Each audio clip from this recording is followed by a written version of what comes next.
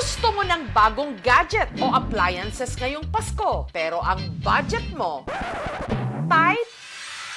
Paano kung sabihin ko sa'yo na ang kalimitang presyo ng isang cellphone dito, pwede kang makabili ng dala-dalawa? Dalawang cellphone, 5,000 na po. As in, murang-mura kung makakatipid ka sa makakatipid. O hindi kaya ang type mong gadget comes in a bundle na may kasama pang freebies. 3,800. Meron ka ng tablet, meron ka ng cellphone, may speaker ka, phone stand ka pa. Perfect naman po siya pang regalo. Ang presyo nasa 40% na mas mababa raw sa mall. Presyong palengke. Saan naman yan? Para mahanap ang stall, daan muna tayo sa public market ng Taytay sa Rizal. Pero hindi tayo mamamalengke ha. Dito kasi matatagpuan ang tinatawag nilang bodega ni Ninong na nagbebenta ng murang-murang brand new gadgets. Pakulo ng negosyanteng si JM. All original, wala kaming fake. Mukha mang maliit ang kanilang pwesto. Malaki naman daw ang matitipid mo rito.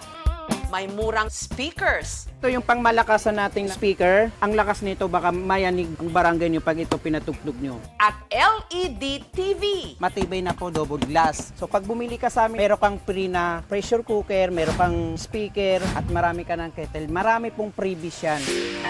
Pero ang pinakamabili, ang kanilang cellphones. Ang pinakamababang gadget namin is 1,299.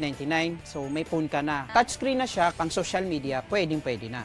Ito, halagang 3,299, 4 na units na. So ito talaga yung nagtatrending sa amin. Ito naman ang bundle namin, meron ka ng tablet, meron ka pang cellphone, may dalawa ka pang freebies. 4,499, 4,500, dalawa na yan. Si Ronalyn dito bumili ng cellphone para iregalo sa kanyang mga anak. Kasi po yung mga anak ko po, naiinggit po sa mga iba. Tapos nakiki-online na lang po sila. Kaya po nag-ipon po kami para makabili po. Ang naipon niyang 19,000 pesos, nakabili ng 3 smartphones. Kasi mas swak sa budget nga. Si JM, second year high school lang daw ang naabot dahil sa hirap ng buhay. Nagtinda ako ng ice cream, nagtinda rin ako sa labas ng mga champurado. Porsigido ako ambisyoso talaga. Hanggang naisipan niyang pasukin ang pagbabuy and sell ng cellphone. 2 unit na cellphone, in-order ko online. Hanggang sa dumami na ng dumami, nabenta namin. Nung puno na yung stante namin, sabi ko, bakit hindi tayo mag-open ng isang bodega? Sa mga nagtataka kung bakit mura ang tinda niyang units, direkta raw kasi siyang kumukuha sa supplier. Tatagal ba? Matibay naman po sa quality ng tablet. Mayroon silang warranty card. Pag may defect, 7 days replacement, dalhin lang nila dito sa store. At bilang binansagang ninong, pwede ba namang wala siyang paaginaldo ngayong Pasko? Okay, sisimulan natin ang raffle. Nito lang Huwebes, para sa kanilang 6th monthsary, si JM may paraffle para sa unang 50 customers. Grabe! Electric fan! Speaker Santic!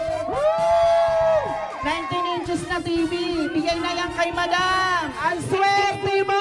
Nanalo ka ng cellphone! Masaya at ako nakakuha ng cellphone. Maraming salamat sa mga pamasko ni Ninong Gadon!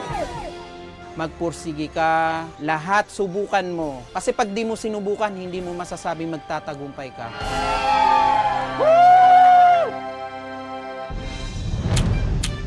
Para naman sa mga kikay dyan, sugod na sa clearance sale ng warehouse na ito sa Quezon City, kung saan ang mga makeup at iba pang beauty products naka 50% off ngayon.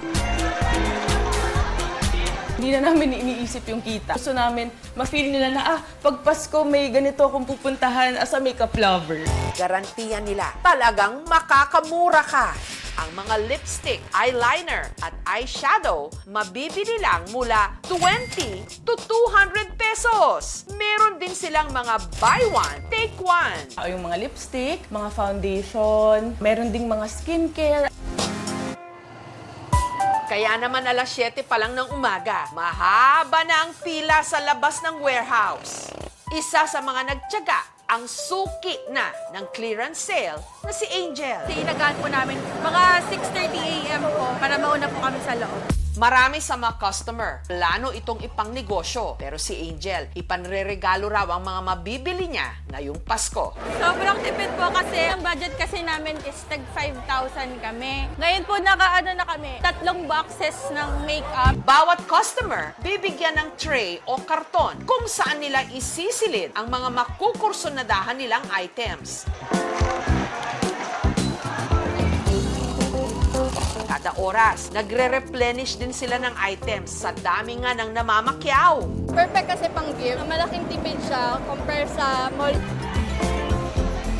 Sinamahan ko yung girlfriend ko. Ang beauty products, sarili raw nilang gawa. Pero dahil clearance sale, kamusta naman ang expiration date? A lot of the products between 2 to 5 years yung expiration date. FDA approved po lahat ng products. And always do a patch test first before you apply it. Kung ang hanap mo naman, branded items, pero ang budget mo, tight, tara sa warehouse na ito sa Quezon City, kung saan ang mga mabibili, surplus items. Napaka-expensive nito sa Japan. This is highly collectible and very, very durable. Meron sila ritong signature bags at relo. Nakakakuha tayo ng mga high-end brands. Ibebenta po natin siya ng lahatan. Okay, this cabinet is a rare one. This came from Italy and the wood is called ebony. Sa panahon ngayon, wala ka nang makukuhang ganon. May mabibili rin ditong mga rare collection items, gaya ng lumang cameras, turntables, at drum sets. Presyo niya sa market is napakamahal, pero dito makukuha lang nila ng a fraction of the price.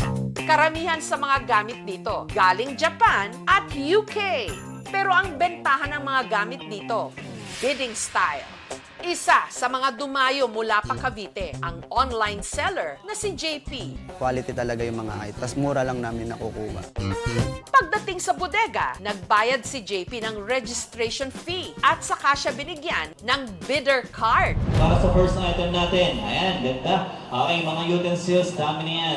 300 to start me. 300, 400, 600. Karaniwang nagsisimula ang bidding sa 100 pesos para sa mga maliliit o kung tawagin, half-box items gaya ng mga ceramic. So, the bidder number 61, thank you. Ayan, mga copper. Nasa 1,000 pesos naman ang starting bid sa mga high-value items na karaniwan mga antigong gamit. Okay lang na po yan. 2 peraso na. Pero ang talaga raw pinag-aagawan, mga branded na relo. Down to 50. Ayan, 50,000 na lang yung tatlo. 48,000. 48,000. Walang 48. Ayan, 45,000. 95,000 na. 45,000 going twice. Okay, so to do the number 407 for 45,000 pesos. Thank you, ma'am. Okay, next. Kuha ko yung tatlo, nakuha ko lang ng 45,000. Yung tatlo, jackpot yun. Sa relo, tinitingnan nila kung may ginto, kung may bato, at syempre yung brand. Paalala lagi namin sa mga consumer, titingnan mabuti kung itong mga produkto na to ay may expiration date dapat. Kung under mandatory certification scheme yung mga produkto na binibenta.